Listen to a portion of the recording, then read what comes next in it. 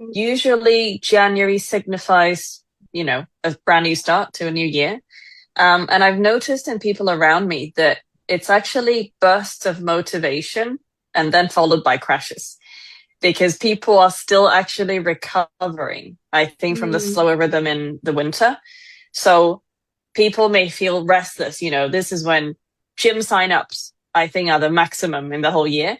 People start doing these weird diets, and there's definitely a very positive momentum of change.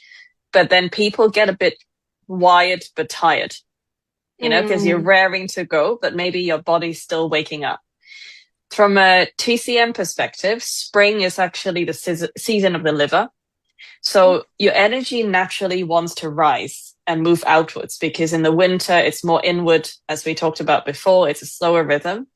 And also, not these few days in the UK, but generally, there are longer days in the Mm. spring, which shifts our cortisol, melatonin to kick in earlier, right? So while some people may feel quite energized, I think it can also be quite destabilizing when your body kind of sits back into this new rhythm. So Mm. basically, your system is starting to wake up. It's like that first bud from a plant, but it hasn't really recalibrated. That's usually when the bud is the most fragile, right? Like it could grow into a beautiful flower, but it could also not survive that first few months. So, yeah, so that I think is the main thing. And to your point, with winter in the West, where people celebrate Christmas, etc., I think we tend to eat heavier foods, and it's the Mm. end of the year. Everyone wants to reward themselves for a difficult year. Now, as we shift into January, I think it's quite natural that some of us may feel that your digestion is slow, snoozing a little bit.